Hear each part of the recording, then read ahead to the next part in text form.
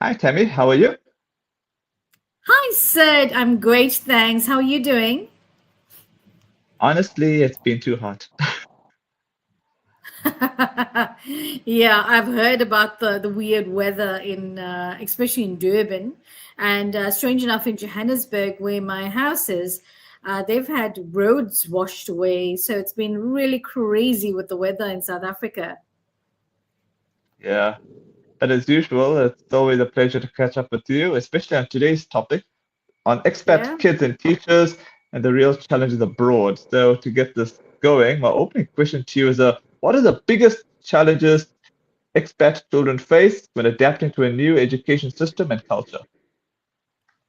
So, expert children often they're quite adaptable. I would say, like, with the younger generation children, if you're looking at children like generally under 10, they're a little bit more adaptable, but the transition can still be very challenging. And the biggest difficulties that usually fall into the academia or the social and the media. Social and emotional, I would say, identity is language and communication. Because remember, these kids are coming from their homelands. They're leaving their homes. They're leaving their countries, their friends, their schools, their immediate families, and they're relocating. So they have lots of trouble in understanding other languages, especially if English is not your base language. Also, they're faced with different education systems, new teaching methods, different expectations around, say, like homework or maybe exams, grading. So, and also unfamiliar subjects. So, here, Arabic is a norm, like in, excuse me, like in South Africa, where you get Afrikaans, which is still one of the main subjects. Here, Arabic is a must for all the children. So if you're not used to something like that and coming and being faced with, the challenges here of relocation, making friends, the social belongings, and it's difficult, I would say, especially with the younger kids, joining groups that have of friends that have already formed, that have already developed, the humor that they face, the bullying, the fear of standing out, the emotional adjustment, the loss, as I mentioned, loss of leaving their family behind, leaving their friends, and I would say also more like an identity confusion, like, where do I belong? Why am I here? I'm feeling, that imposter syndrome. I'm foreign to this. And so, yeah, you would definitely get the family stress, the transfer, the parents. And I would say what helps most is trying to reassure the children, that it's okay if they fail, they fall behind. It's just a stepping stone. And it means that they're human. Right. I've got a question for you already in the comments here. This is from Resh Jitten. Hi, Tammy. What are the challenges when a kid doesn't speak English or Arabic? So, Rish, there has been incidences like that. I've actually met up with a Tunisian family where English and the Arabic here. Remember, I mean, when we say Arabic, you think Arabic is Arabic. No, it's not the case. You got the Turkish Arabic, which is very different. You got the Egyptian Arabic, which is very different. The Saudi Arabic, the dialects are very, very different, and the children find it very difficult to adapt. So in those cases, people do opt for homeschooling. I know of people that have done that. Thank you for the question, Right. Resh. Right. How does frequent relocation affect expat children emotionally, socially, and academically? So I would say relocation can have a quite a severe effect on the children. Emotionally, I would say they feel the loss, the anxiety, the insecurity, like the repeated goodbyes, and they seem, even though they seem resilient, they still have that, that innate sense of unsettling feeling. Hmm. Socially, I would say making new friends, losing their old friends. It can lead to, I would say, trust, relationship issues, and attachments or detachments. And academically, I would say teaching styles, changing of the curricula, gaps in education, adjustment delays, the uneven performance. But many children do adapt with support. But I think with the stable home situation as well, it's you need that understanding, which is crucial to the child's future. What language barriers do expat children commonly experience, and how are schools supporting them? So language barriers, I would say remember, you're not only dealing with the children, you're dealing with the teachers as well. So difficulty in understanding instructions, struggling to express their ideas, despite knowing the content, to articulate themselves, it's rather difficult. And problem with understanding the different accents. And like if somebody comes to South Africa and they're talking about Aish and Hoza or how's it, with the South African slangs, you find it difficult to adjust in the beginning. Same to here. Children are finding it very difficult with the slangs, the classroom language. Kids that have been here already and developed the rapport, and to try and break that barriers to get into those circles. So those are some of the issues that the children face. The schools, however, can support them with additional English languages, support classes, maybe visual aids. And I know they also offer sometimes some of the schools like a buddy system where, you can phone a buddy or you can meet up if you're in the same area. Those kind of things do help. From a teacher's perspective, what unique challenges do expat educators face in international schools?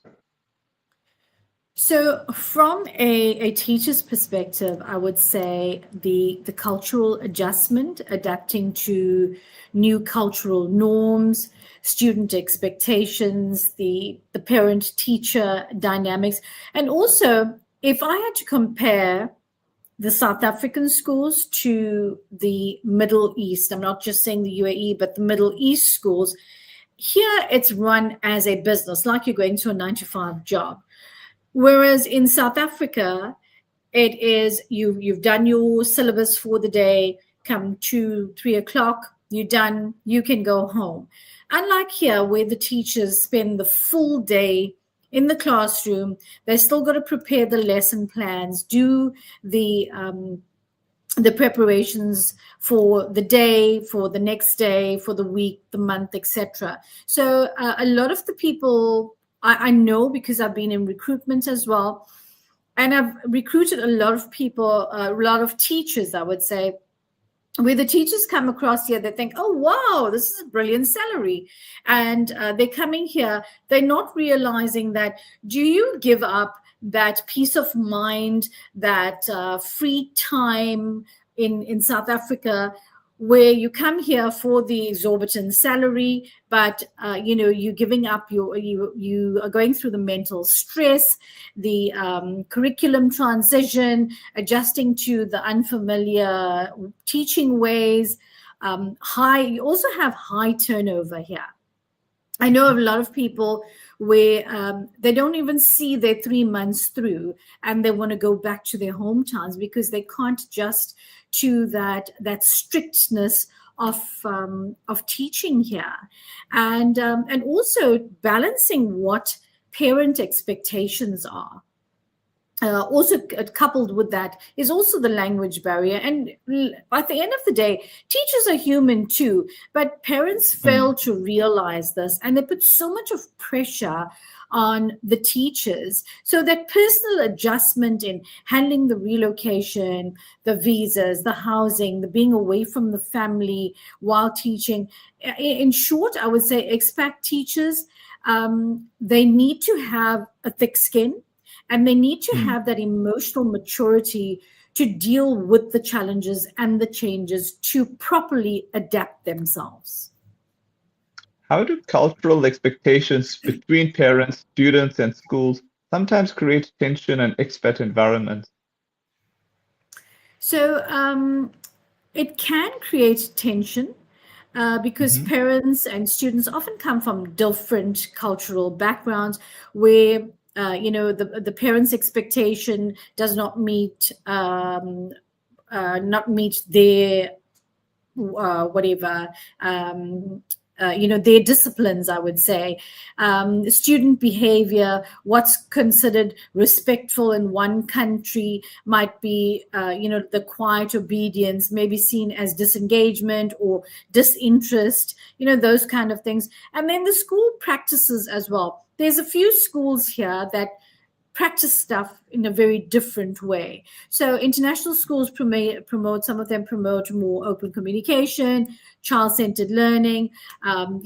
Sometimes you'll have clash with family values, the formal education system, and the focused learning. And communication styles is a big issue as well. Direct versus indirect, how you speak to kids, especially if you the lovey-dovey touchy type where you touching your kids, it's not seen or not accepted here very well. So you got to understand the culture of the school that you're in, and you have a misalignment of expectations which can cause the frustration. And unless schools actively have an induction, I would say, to explain their values, explain what the family expectations are, where most of their students are coming from, backgrounds, etc., it's very difficult to have a proper match of parent, teacher, and student. Finally, what practical advice would you give to expat families and teachers to better navigate these challenges and thrive abroad? Ooh, okay. So I would say be patient. Adjustment does take time. As I mentioned to you previously, I've been in recruitment, recruited teachers. They don't give it time. A month later, 3 months later, they just want to up and leave. Adjustment does take time. Keep routines and familiar traditions for stability. I know if I can give a piece of advice. So when we travel, we generally if we're going abroad, we travel. If we're going for a short stint, like 2 years, we generally hire a place that is furnished. My kids are grown. So, but if you are moving with your kids, rather move with their particular furniture, their favorite couch, or where they like to sit and do their homework, etc. So it gives them that feeling of comfort to say, okay, this is still home. As I mentioned, keep the routines, the traditions. Communication. Communication, I would say, between teacher, parent, child, the three way, and the school. It's not only three ways, it's 4 ways actually. If you have that open communication, it actually helps in for you involving yourself with the child's progress, and it's a faster pace, I would say. So I would also say support, emotional well-being support as much as academia. Build a community of support networks. Find out from the school, do they have WhatsApp groups? Do they have parents groups?